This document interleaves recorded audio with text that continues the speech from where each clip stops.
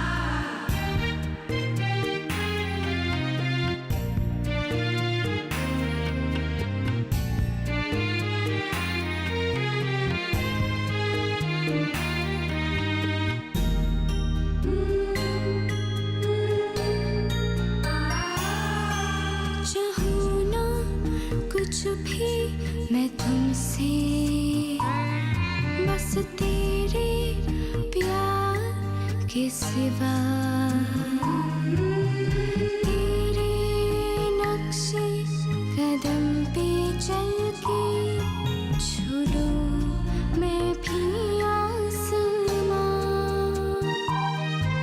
चाहूं ना कुछ भी मैं तुमसे, बस तेरे प्यार के सिवा।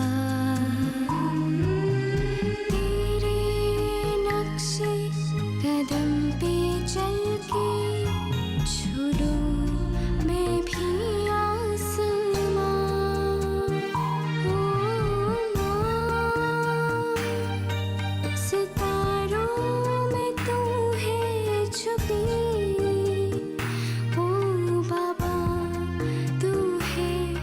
सबकी सुकून की।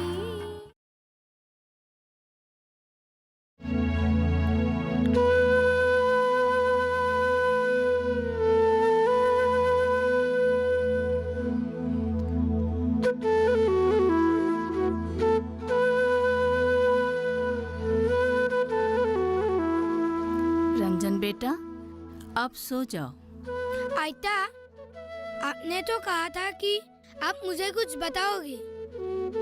हाँ, उस लड़के के बारे में। हाँ आयता, बताओ ना। नगेन ने बताया था कि अतुल का जब जन्म हुआ था तब अतुल की माँ बहुत बीमार रहा करती थी और एक दिन वो चल बसी। तब से नगेन ने दोनों बच्चों को अकेले ही पाला, लेकिन मुझे पता भी नहीं था उसके बेटे को पोलियो है। और क्या बताया? नगेन से जब पूछा तुम्हारे बच्चे स्कूल क्यों नहीं जाते,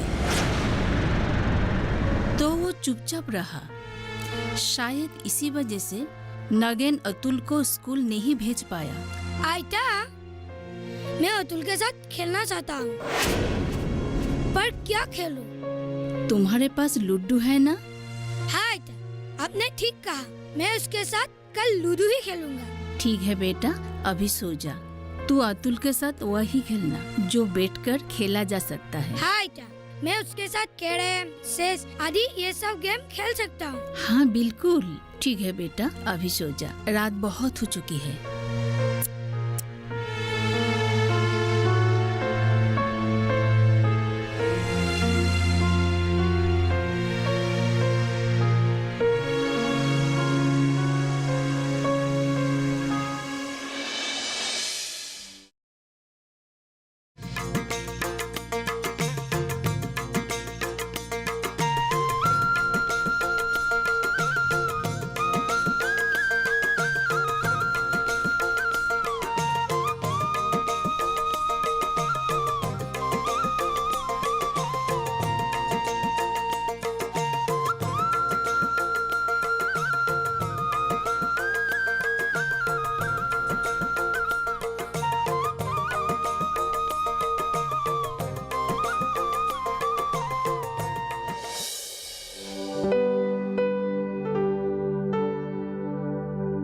रंजन को अतुल की ये हालत देखकर अच्छा नहीं लग रहा है।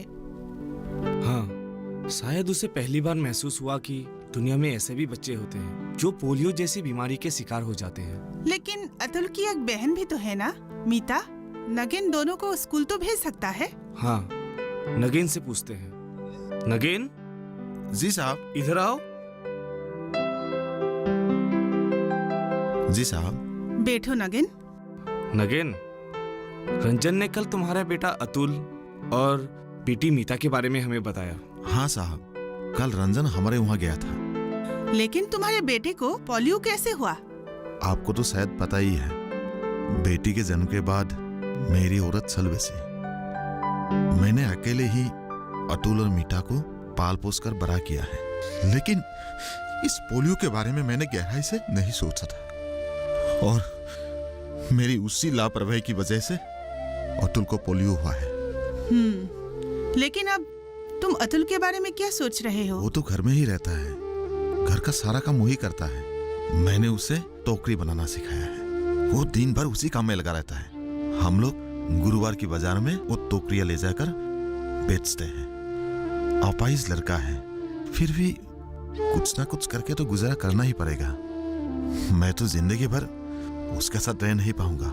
हाँ, अतुल क्या एकदम भी नहीं चल सकता? नहीं साहब, वो चल फिर सकता है, लेकिन उसकी एक टांग टूटी हुई है। इसी वजह से वो दूसरे बच्चों की तरह सीधा होके नहीं चल सकता। देखो नगेन, मैं एक स्कूल टीचर हूँ। जब मुझे रंजन ने बताया कि तुम्हारे दोनों बच्चे स्कूल नहीं जाते हैं, तब मुझे बहुत दुख हुआ। बच्चे तो देश की भविष्य है, उसे हमें किसी तरह पढ़ाना है। बच्चे पढ़ेंगे तो देश आगे बढ़ेगा ना।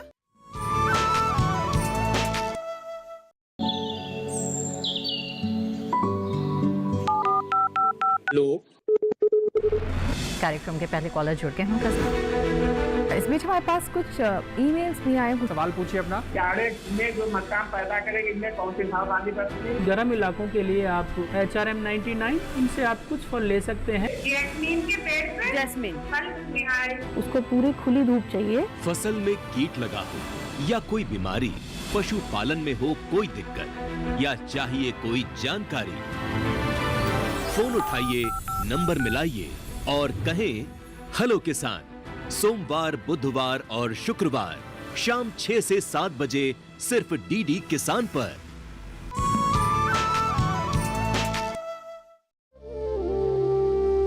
लेकिन मालकिन, मैं तो पूरा दिन काम में ही लगा रहता हूँ। उन लोगों को समय पे स्कूल ले जाना, वापस स्कूल से लाना, इन सब के लिए मेरे पास समय कहाँ है? वैसे भी स्कूल भेजना मतलब खर्चों का पहाड़ सिर पर उठा लेना। मैंने दूसरों से सुना है कि स्कूल में पढ़ाई करने के लिए बहुत सारे पैसों की जरूरत पड़ती है। नगेन, तुम किस दुनिया में जी रहे हो? अरे आजकल तो लड़कियों की शिक्षा बिल्कुल फ्री है, तुम्हें बस स्कूल भेजना है। अगर तुम्हारी बेटी पढ़ लिख ले तो क्या पता कल एक बड़ी अफसर भी बन सकती है और साथ ही साथ अतुल की देखभाल भी कर सकती है। और नहीं तो क्या, आजकल तो लड़कियां चांद को भी छू सकती है। तू मीता को स्कूल भेजना, देखना एक दिन उसका भविष्य सुरक्षित और अच्छा बन जाएगा। लेकिन कुछ नहीं। तुम्हें पता भी तो है, आजकल सरकार ने लड़कियों को पढ़ाने के लिए कितनी सारी स्कीम निकाली है। बेटी बचाओ, बेटी पढ़ाओ, सर्व शिक्षा अभियान मिशन, सुकन्या समृद्धि स्कीम। तुम अपना हाथ फैलाओ, सरकार जरूर तुम्हारी सहायता करेगी। और नहीं तो क्या, तुम्हें पता भी है DDDRS स्कीम के अंतर्गत तुम्हारे बच्चे अतुल को भी बहुत सारे पेशेवर प्रशिक्षण मिल सकते हैं। अरे सरकार ने ऐसे बच्चों के लिए ही तो जीवन में आगे बढ़ने के लिए पूर्ण प्रतिष्ठा केंद्र स्थापित किया है, और तुम्हें उसके बारे में पता ही नहीं। असल में मैं अपने काम में इतना व्यस्त रहता हूँ कि इन सब के बारे में मुझे पता ही नहीं है। और तो और आज तक किसी ने मुझे इन सब के बारे में कुछ बताया भी नहीं। चलो ठीक है, अब तुम्हें हमने बताया ना, तो हम जैसे कहते हैं तुम वैसे करना, ठीक है?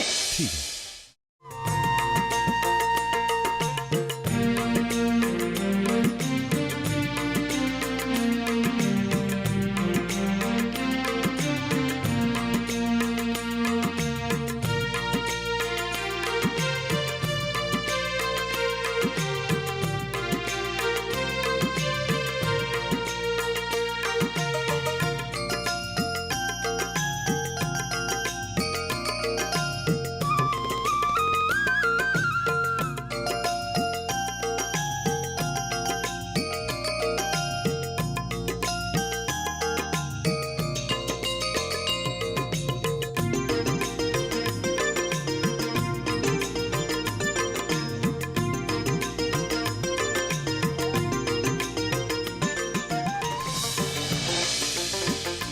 अतुल, ये बास्केट बनाने का काम तो बहुत कठिन है। तुम तो पहली बार कर रहे हो, मैं तो रोज बनाता हूँ, मेरे लिए आसान है।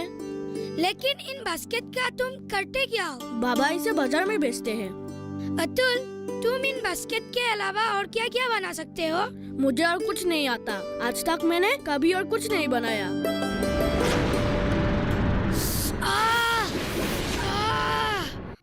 क्या हुआ रंजन, चोट लगी क्या? क्या हुआ भैया?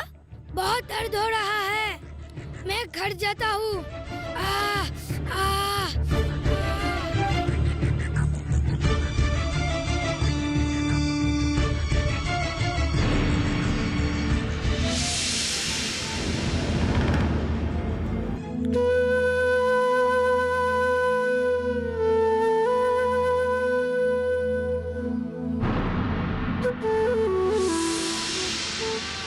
माँ, मेरी उंगली। क्या हुआ रंजन? क्या हुआ? कैसे हुआ रंजन बेटा, कैसे हुआ? देखो रंजन बेटा, एक मिनट।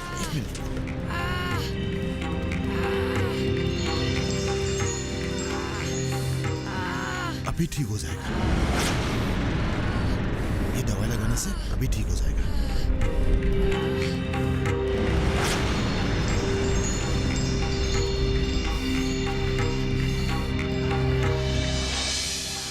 ठीक हो जाएगा, जल्दी ठीक हो जाएगा।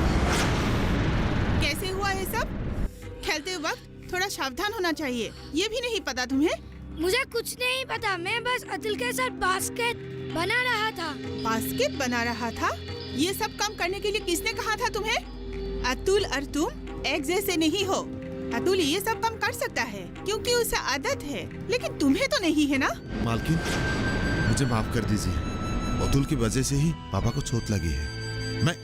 मैं अभी जाके अतुल की खबर लेता हूँ। नगेन, अतुल को कुछ मत बोलना। जब बच्चे साथ साथ एक साथ खेलते हैं, कभी कभी ऐसा हो जाता है, इसमें अतुल का कोई दोष नहीं है। हाँ नगिन, तुम मुझे गलत मत समझना, मैं अतुल की भलाई चाहती हूँ। तुम्हारे बेटे अतुल को इन सब चीजों की आदत है, लेकिन इन्हें तो नहीं है ना, इसलिए शायद लग गई। मैं क्या कहूँ मालकिन, घर में बहुत सारे बांस पड़े हुए हैं, मैं छोटे छोटे टुकड़े करके देता हूँ ताकि अतुल घर में ही बैठ के कुछ ना कुछ करता रहे। वो तो ठीक है, आज जैसे रंजन को लग गई है, कल को अतुल को भी लग सकती है। आज शुक्र है कि तुम यहीं पे थे और तुमने जंगल के औषधि से इसे दवाई लगा दिया है, लेकिन हमेशा तो ऐसा नहीं हो सकता है ना, अगर उसे ज्यादा लग गई तो।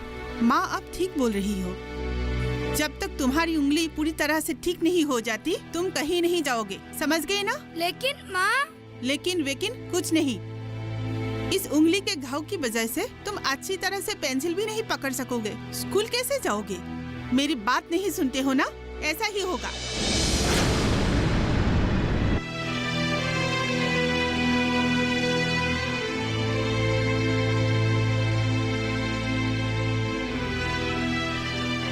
बाबा, अब रंजन भैया कैसे हैं?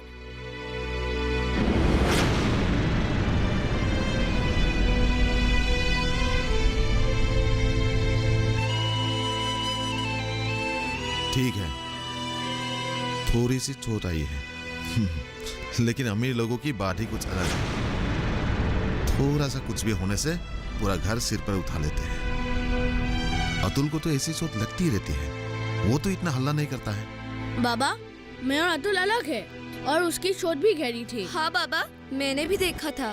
ठीक है, वो लोग अमीर आदमी है और हम लोग गरीब। आज सिर्फ उंगली कटी है, अगर कल तक कुछ बड़ा अच्छा हो जाएगा, मेरा तो वहां का काम ही चला जाएगा। काम चला जाएगा तो तुम दोनों को खिलाऊंगा क्या? इसीलिए कहता हूं, तुम दोनों पहले की तरह अपने आप खेलो, किसी और को बुलाने की जरूरत नहीं है यहाँ खेलने के लिए। वैसे भी रंजन की माँ को मैंने बोलते हुए सुना है कि आज के बाद रंजन यहाँ खेलने के लिए नहीं आएगा।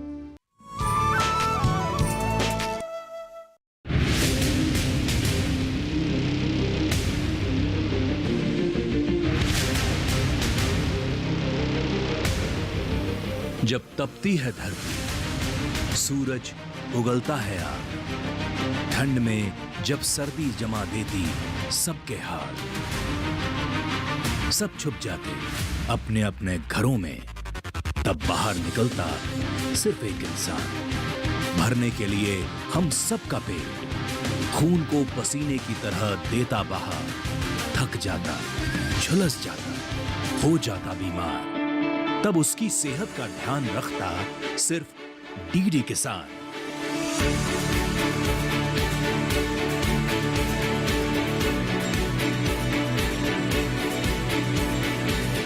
देखिए स्वस्थ किसान शनिवार शाम 6 बजे लाइव सिर्फ दूरदर्शन किसान चैनल पर।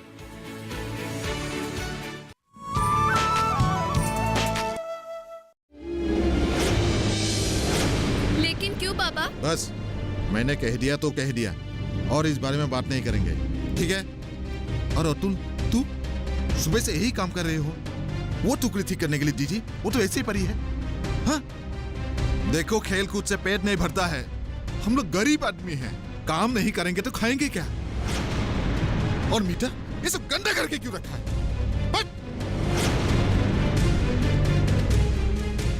अभी ठीक कर।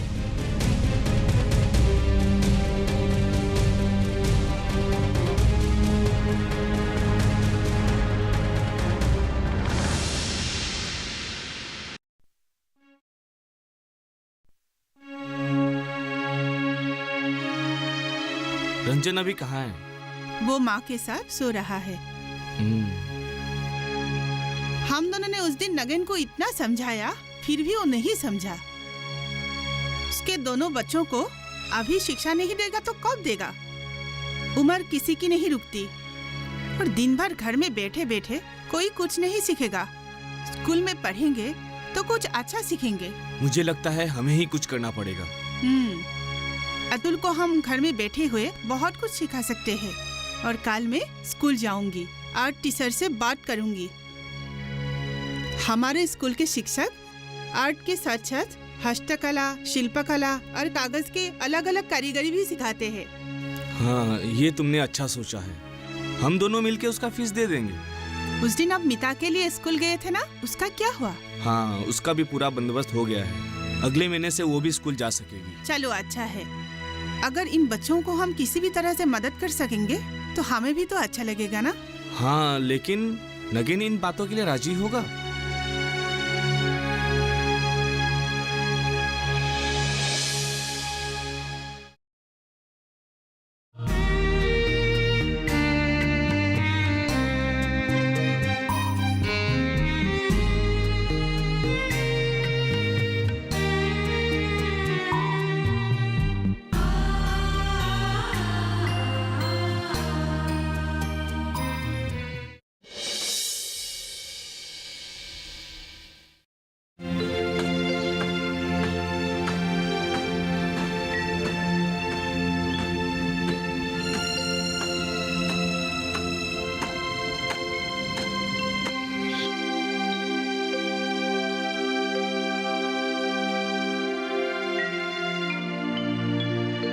नगेन, जी साहब। इधर आओ तो।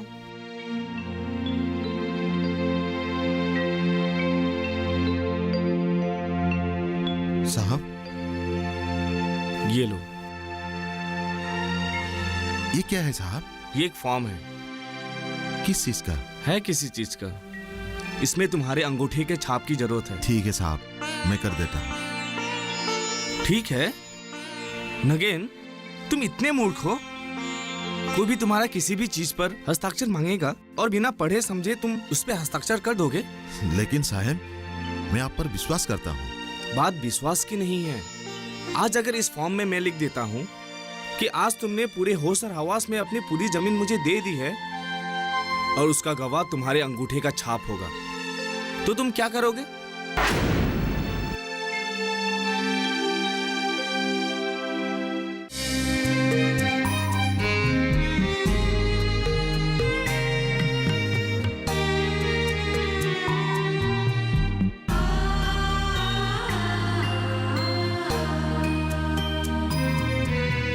मेरी दुनिया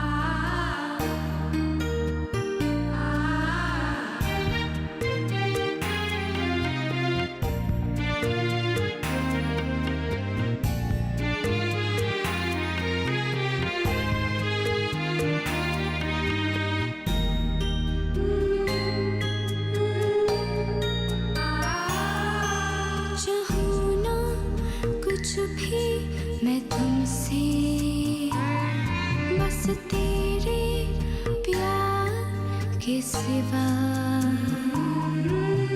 तेरे नक्शे कदम पे चल के छू मैं भी आसमां, चाहूं ना कुछ भी मैं तुमसे, बस तेरे प्यार के सिवा। तेरे नक्शे कदम पे चल के छू मैं भी आसमां।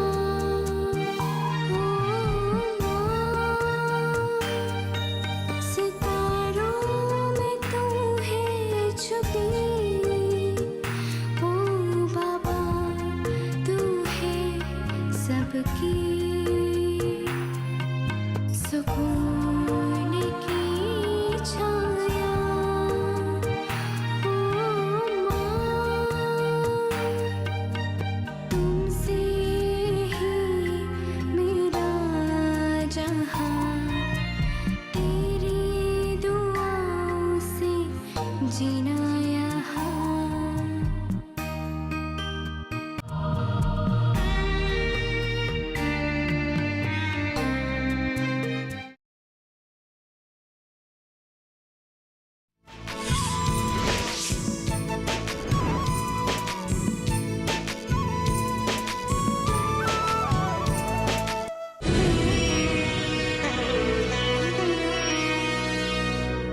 डीडी किसान ने कर ली है तैयारी, यहाँ मिलेगी पशुपालन की हर एक जानकारी। घर आंगन से लेकर व्यवसायिक फार्म तक, मुर्गी पालन से लेकर रेगिस्तान के जहाज तक, बीमारियों से पशुपालक बिल्कुल ना हो परेशान। विशेषज्ञ करेंगे आपकी समस्या का समाधान। देखिए अपना पशु चिकित्सक हर रविवार शाम 6:30 बजे दूरदर्शन किसान पर।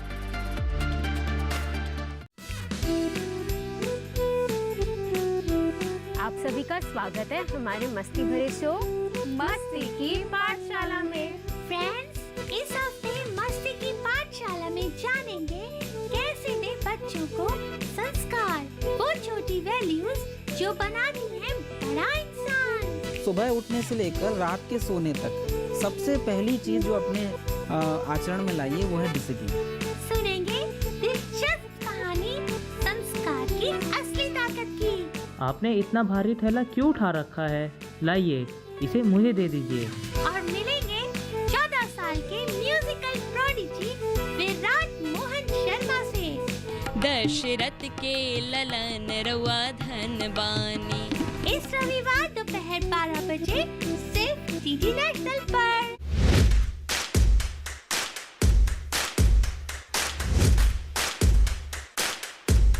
नमस्कार, बहुत स्वागत। मैं हूँ आपके साथ राधिका चौधरी। महा चौपाल चर्चा असम से हो रही है, बनारस पहुँच गई है, हरियाणा हमारी टीम पहुँच चुकी है, महाराष्ट्र में पहुँच गए हैं। आज की चौपाल चर्चा शिवमोग गांव से।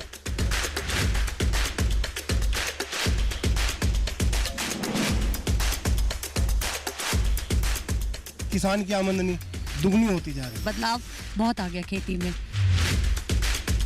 देखिए चौपाल चर्चा मेरे साथ। भारत के कोने कोने से देखिए कार्यक्रम चौपाल चर्चा, सोमवार, बुधवार और शुक्रवार सुबह 9 बजे सिर्फ दूरदर्शन किसान पर।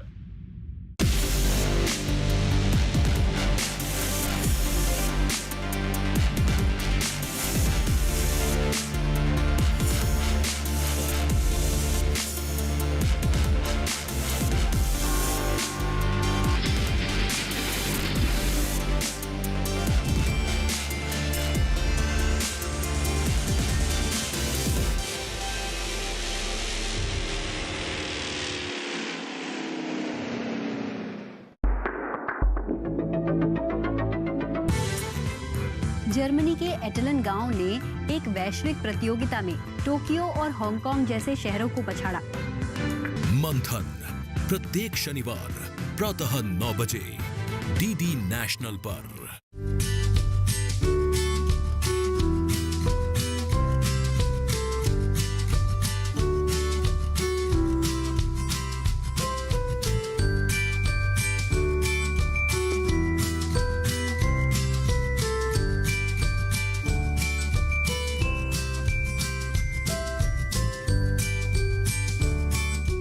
ये जीजा जी के दिमाग से देव का भूत उतारना होगा। और आंचल का फोन आया था, पूछ रही थी कि देव दिखता कैसा है। आप उससे कह देते कि देव बहुत बदसूरत दिखता है। मुझे बाद में समझ में आया कि उनसे बात ना करना उनकी मजबूरी है, वो तो बोल ही नहीं सकते। देवांचल की प्रेम कथा सोमवार से शुक्रवार रात 9 बजे, पुनः प्रसारण सुबह 11:30 बजे डीडी नेशनल पर।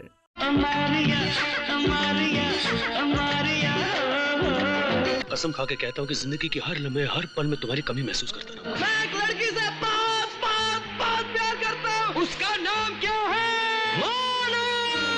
मैं सिर्फ तुमसे प्यार करती हूँ। तुम मोना के बाप से कहना कि मुझसे आके मिल ले। मेरा दिल कहता है कि वो हम जैसे लोग नहीं हैं। हमको उन लोगों से क्या मतलब?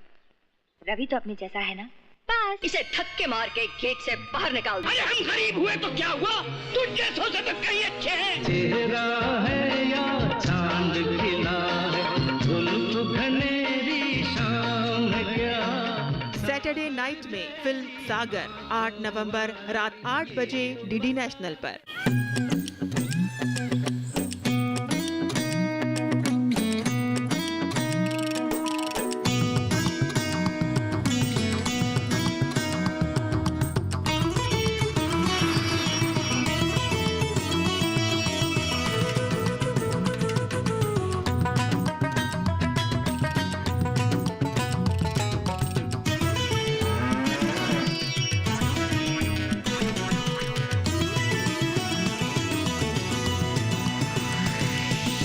डीडी किसान, बदलते भारत की शान।